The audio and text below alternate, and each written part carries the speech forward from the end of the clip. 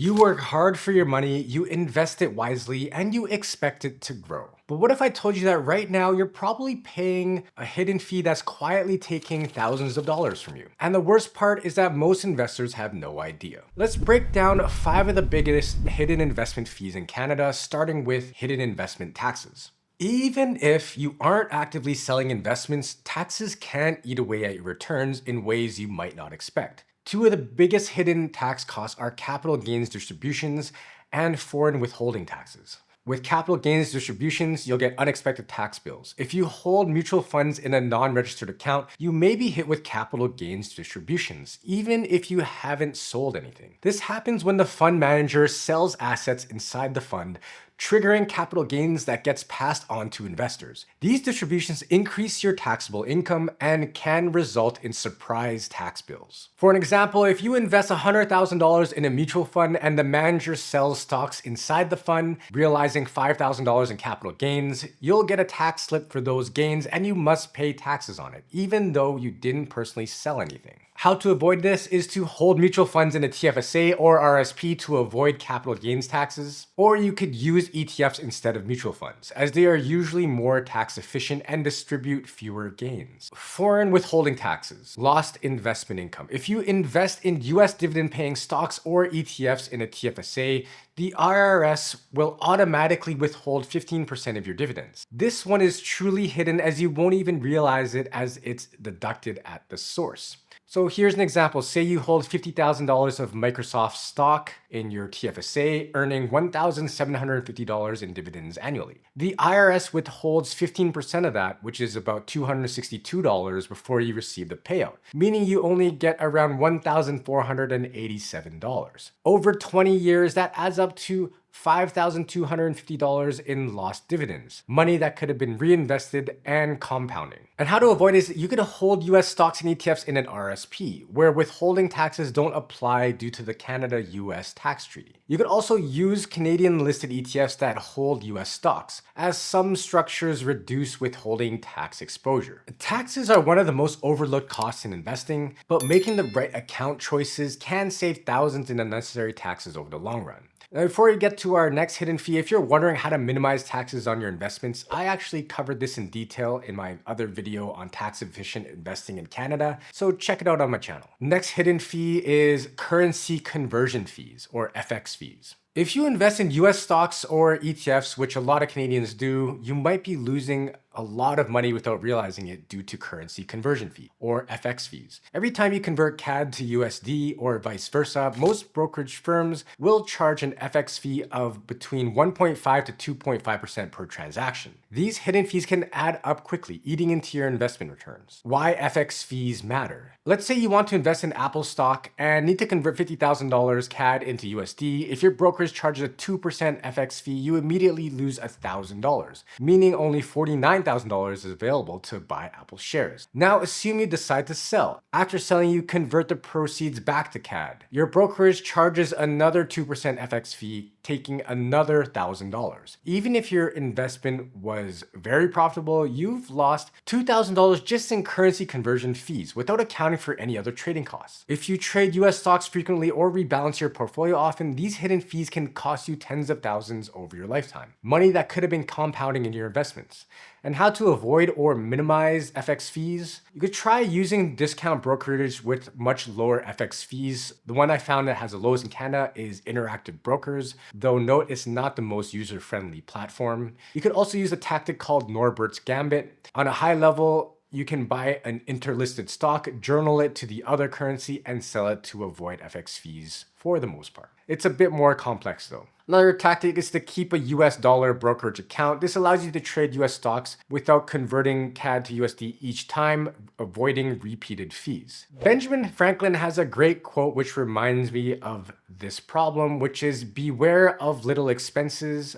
A small leak will sink a great ship. Next is segregated funds, which have insanely high fees. Seg funds are often marketed as safe, insurance-protected investments, but they come with some of the highest fees in the Canadian investment industry. These fees combine elements of mutual funds and life insurance policies, offering principal protection guarantees after a set period, usually about 10 plus years. However, this perceived safety comes at a massive cost in fees and restrictions. So how much do seg funds cost? Well, the management expense ratios, or the MERs, per year for seg funds often exceed 3 and can even approach close to 4%, far higher than standard mutual funds or ETFs. To put this into perspective, the RBC Emerging Markets Dividend Guaranteed Income Fund, which is a seg fund, has an MER of 2.94%, and the Manulife Global Dividend Guaranteed Income Fund, which is a seg fund as well, has an MER of 3.69%. Whereas if you want to simply invest in, say, the iShares TSX indexed ETF, it has a very low MER of just 0.06%. So as an example, if you invest $100,000 in a seg fund with a 3.5% MER and the fund earns 6% annually before fees, meaning that you only earn 2.5% each year, after 20 years, you'd end up with $163,000 only. Meanwhile, the same investment in a low-cost ETF with a 0.06% MER would grow to around $317,000. That's almost double the amount. How to spot a segregated fund? And this is why it's hidden. Many investors don't realize they own a segregated fund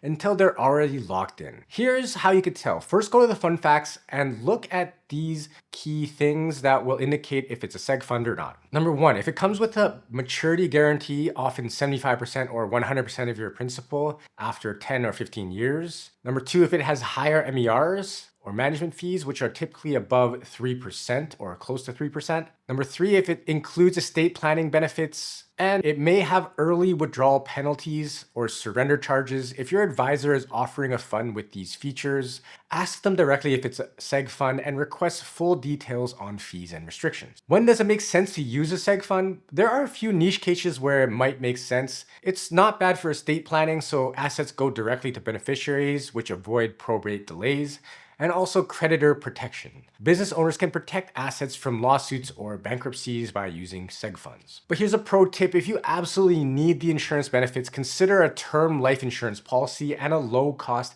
ETF instead. This often works out much cheaper than segregated funds. Before we continue to our next hidden fee, a great way to stay on top of fees is to track your net worth. If you're not tracking your net worth yet, check out my free net worth tracker for Canadians. You could download it for free at our website. The link is in the description. Next up is trading fees, or the cost of buying and selling investments. Trading fees can quietly eat away into your investment returns, especially for frequent traders.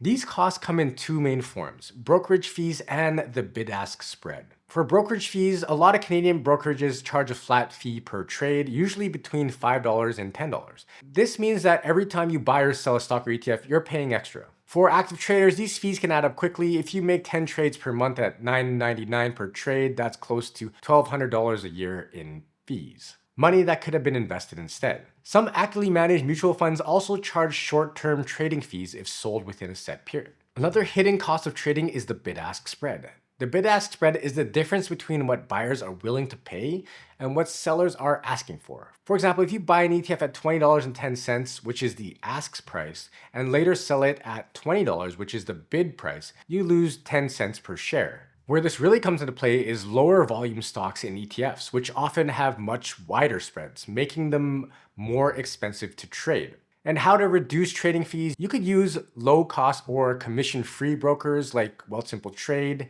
or Questrade for ETFs and stocks. And you can minimize frequent trading and stick to a long-term strategy. You could use limit orders instead of market orders, control your buy and sell pricing. And you could also trade high volume ETFs and stocks to reduce the effect of the bid-ask spread losses. Next hidden fee is the early redemption fee, which is a costly exit penalty. Some mutual funds and investment products charge early redemption fees if you sell too soon after buying. These fees, often called short-term trading fees, are meant to discourage quick turnover and protect fund stability, but it could take a big chunk out of your investment returns. Where you'll find early redemption fees are generally mutual funds. Many charge fees if sold within 30 to 90 days, usually 1 to 2% of the investment. How to avoid early redemption fees. Review the fund's short-term trading policies before investing. The details will be listed in the fund facts document. For example, this RBC US equity fund Short-term trading fee is 2% of the value of units you sell or switch within 7 days of buying them. Hold investments for longer periods to avoid triggering this redemption penalties, and consider ETFs instead of mutual funds. Most ETFs do not charge early redemption fees, making them a more flexible alternatives for investors. Hidden fees and taxes chip away at your wealth, but there are smart ways to protect your money. If you want a clear strategy tailored to your financial goals, Blueprint Financial offers fee-only financial planning to help you optimize your investments, reduce taxes, and build long-term wealth. Visit our website to book a free consultation, and of course, please like and subscribe for more tips.